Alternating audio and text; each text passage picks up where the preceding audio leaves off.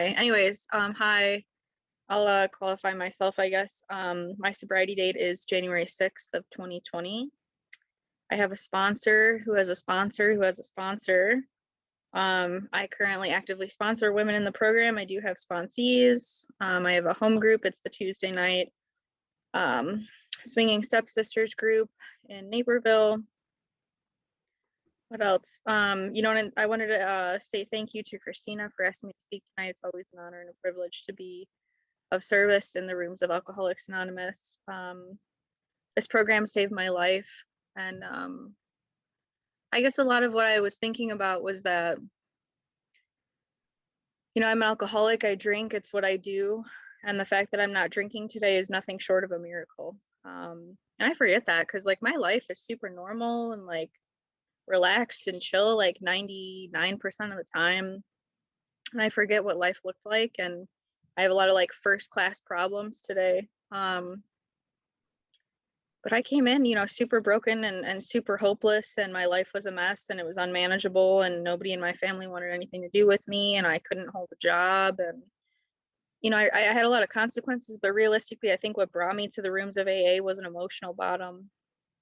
And I kind of wanted to talk a little bit about steps 1, 2, and 3 today, just based on my experience and I guess kind of like what brought me here in the first place and what the steps like are and what my life is like today in the program, because it's entirely different, whenever I share about like my experience in the past. Today it really feels like I'm talking about a different person because I just live such a different lifestyle. And I have learned to like that lifestyle today. Like I didn't like calm, I liked chaos. I liked up and down. I liked being impulsive. I liked not knowing, what I was going to do one day to the next. Like I liked living a life like that. And today I don't particularly like that. I like my lifestyle being like pretty chill and relaxed. So anyways, it's always kind of weird sharing about that experience. But, step 1 for me, what that really looked like was surrender, I guess. Like I always kind of knew that I had a drug and alcohol problem. It was really evident. But see, what I have looks like a drug and alcohol problem. It really isn't. Because for me, when I remove the drugs and the alcohol, I get worse. Like if drugs and alcohol were really my problem, I would get sober and I would get better. Like I would just take that stuff out of the equation. Like everybody else told me, that was my problem. So I would take that out and I would get better, but I don't. I get worse. I get restless, irritable, discontent. To me, being sober without the steps felt like doing time in jail. Like people would look at me and they'd be like, "How are you doing, Sage?" I'm like, "I'm fine." And they'd be like, "You need to tell your face that, or you need to be on medication." Like you just, man, I did not look fine. Every time I would get sober without the steps, because I didn't understand alcoholism. Like I knew that like I had a problem with drugs and alcohol. Like I understood that, but I didn't know what it meant to be an alcoholic. I didn't know about the physical allergy. I didn't know about the mental obsession. I didn't know why I was so restless, irritable, and discontent. I didn't even know those words until I got here. I just knew that I did not feel good for most of my life. And drugs and alcohol really helped that for a while, but it only helped temporarily.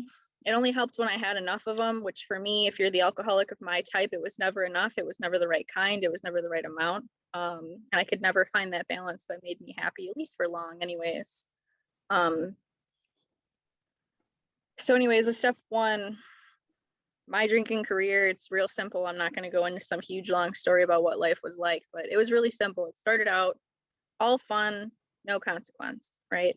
And by the end of it, it was all consequence, no more fun. The fun was gone. And I don't even mean just like legal consequences. Like, sure, I had those, I had some run-ins with the law, I had some problems with that. But for me, consequences looked like emotional pain, right? Loss of relationships, loss of jobs, loss of self-esteem. One of the parts in the book that really speaks to me is that pitiful and incomprehensible demoralization. I truly understand that today, doing and saying the things I said I would never do or say. And I always just raise the bar lower because that's the trajectory that drugs and alcohol brought me to, really. I became really desperate. But the problem for me is that an alcoholic of my type, it was my solution for so long that by the time it stopped working, I didn't really know what else to do. I couldn't stop. And even if I did stop, I couldn't stay stopped. That was always my problem. I would always, like I would have preferred to have been mentally ill over an alcoholic, and not to say that mental illness doesn't exist in the rooms, because it does. It's definitely, there's people that struggle with mental illness and alcoholism. But for me, I just wanted to like be crazy or something. I didn't want to have to stop drinking. I wanted everything else to be the problem, but I wanted to hang on to alcohol and drugs. It turns out I'm just garden variety alcoholic. I came into the rooms, I met people that looked like you and looked like me, and you guys drank and got high like I did, and you weren't doing that anymore, and I didn't understand how that was possible. But I guess I had enough of me beaten out of me that I was willing to listen to you, which today I understand is humility, because you could never tell me anything. I was always right, you were always wrong. I was special, you didn't understand me, I was going to be like the functioning junkie, like whatever. It was my story was different. It really wasn't. But it took a lot of pain and suffering to get there, and like I said, consequences really have nothing to do with it. For me, it was a lot of like emotional bottom, because I reached a point where it was like, I just thought that what I was doing was going to kill me. And eventually I'm sure it would have, but every time I was put in that situation, I just wouldn't die. And it wasn't like it was just my life I was ruining. I was ruining everybody's lives around me. Anybody I came into contact with, I made miserable, because I was miserable. So step one for me was a lot of like surrender and willing to like accept that, and be willing to listen to someone else. Now, when I got here, I always like had these preconceived notions of what AA was based on like film or TV or what people said or whatever. And I thought AA was like a religious program. I thought it had to do with God, and like God, that word did not settle well with me. I didn't come from any religious upbringing. I was raised on like science and knowledge and books, and my family is still like that to this day. Like my family does not believe in a higher power. But like I said, I came to the rooms, and I know that you guys drank and got high like I did, and you weren't doing that anymore. And so you're already better off than I was. So I was willing, at least for once, to listen to you guys and listen to your suggestions. And my sponsor told me it was really simple. My first sponsor said, she goes, Sage, there is a power and you are not it. And that was all I had to accept. It didn't mean that I had to believe in some religious God. It didn't mean that I had to believe in your God or Christina's God or whoever it was. It didn't matter. I was able to like build my own understanding of that. And when I first got here, my first understanding of a higher power was the group. It was AA, and it was my sponsor, because I could surrender to those things. I could surrender to coming to meetings, and I could surrender to what my sponsor suggested. So I was already like one step in the right direction. And as time went on and she started suggesting things, like my faith in her and in the group grew, just like it does with a regular higher power, because the suggestions worked. And sometimes the relief that I felt was only temporary. It was only like 2 or 3 or 4 minutes at a time, but it worked, and it worked better than drugs and alcohol did, because it was like an actual solution. Like there's something very like chemical and unnatural about drugs and alcohol that fix things in a way that AA doesn't. That's kind of what started happening, was I started feeling better. And I think that's kind of what motivated me to keep coming back. I mean, shit, like I'm still here in AA. Like there's obviously something here. If you knew me, like I just wouldn't waste my time on something if it didn't do something. So step 2, I just had to be willing to believe in something higher. And when it comes to step 3, and I guess the reason I wanted to talk about this step tonight was because step 3 has just been really prevalent in my life the last couple of weeks based on life circumstance. But for step 3, like I had to be willing to turn like my life and my will over to this higher power, who by the time I get to step 3, I had a somewhat good understanding of a higher power. Like I trusted it, because when I first started out, I'm full of fear, right? I'm afraid all the time. And my first couple of years, like in sobriety, this is not my first time in the program, but my first couple of years in sobriety, little by little, like I would trust a higher power, and I would like turn my life over. I would turn a situation over, and I'd still be afraid while I'm doing it, but I would take the action based on this faith, and things would work out. And it was little experiences like that over the years that really helped develop that faith for me. And eventually it's grown into what it is today, where I still have fear, don't get me wrong, but it's not paralyzing the way that it was when I first got here, because my experience has shown me that every step of the way that God has my back. And like, I'm not even saying it has to be like a specific God. I use God because it's a quicker word than higher power, but and I like to talk fast because my brain moves so quickly. I feel like sometimes my mouth can't keep up. But over time, like my faith grows and things get better, and I start to trust. And by step 3, I remember being really frustrated. I was like, well, what the hell is God's will? Like, what does that even mean? What is will? What is that? Somebody explain to me. My brain is mush when I get here. I remember my poor sponsor, like, oh my God, it just took me forever to read anything. And like, oh my God, my brain was mush. So I'm like frustrated, and I'm like, Jessica, like, what the hell is will, and what is that? And she explained it to me from, I forget where she heard it, maybe like Joe and Charlie tapes or something, but she's like, our will is our thoughts and our actions.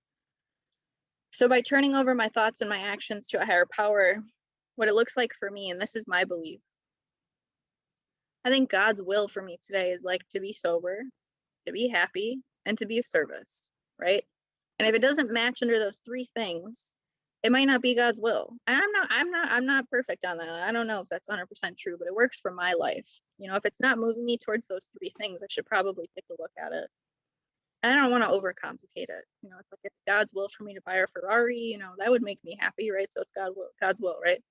I don't know. It doesn't work like that, but I know right from wrong today, right? And like my job today is like to do the next right thing, to help the newcomer in AA, right? To be of service, to say yes to service commitments, I don't know, to try to take inventory. There's a million things that fall under that category, but ultimately it's a daily reprieve, right? Like I'm still going to be an alcoholic tomorrow. And like today, it looks good that I'm not going to drink before the night's over. But ultimately, like I have to continue to do these things on a daily basis. Continue to go to meetings, continue to stay accountable to a sponsor, continue to answer the phone when my sponsees call, continue to sign up for service commitments, go to detox, all the things that I do for AA. And it's ebbed and flowed for me. Like I've gone through periods of sobriety where I've gotten complacent, where I felt like I didn't need to call my sponsor. Maybe I didn't want to because I was doing something that my sponsor would call me out on. There's just been different periods for me. I think that there's a lot of different chapters to my experience, but ultimately I try to keep AA in the forefront.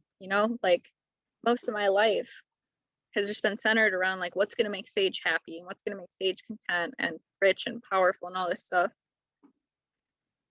Dude, and none of that matters. Because for me, like, dude, there's nobody in the world who has spent more money, more time, more resources on happiness than alcoholics, I'll tell you. And the funny thing is that the harder I try to chase happiness and what's going to make me feel content and make me happy and make my life better, the less I actually feel like that. One of the best things I've heard from old timers, like circuit speakers or people at conferences or people with a lot of years of sobriety, is they always have the same message. And it's that, the key to long-term sobriety is service work, working with others. Because if selfishness and self-centeredness is the root of my issue, my contrary action for that is to be of service, because I need to get out of myself. It's my commitments, it's my sponsees, it's all that stuff that holds me in AA that helps me when life gets tough. Like it forces me to stay in. And ultimately, like I love being able to be of service today. I see how it's my primary purpose, is to help the new alcoholic. And I can be of service outside of AA, but I think ultimately, like, I fit in the best here in the program. There's nothing that has brought me more happiness or more content or more peace than being right in the middle of AA and helping others. That's, I don't know. I feel like that's my calling in life today is to really be in the middle of AA any way that I can. So I've reached a point where I am rambling. So I hope you were able to get something from this topic tonight. I don't really know what to call the topic. It's just whatever the musings of Sage at 9 o'clock at night on a Sunday. So anyways, thanks again, Christina, for asking me to be of service. I'm happy to be here, and that's all I've got.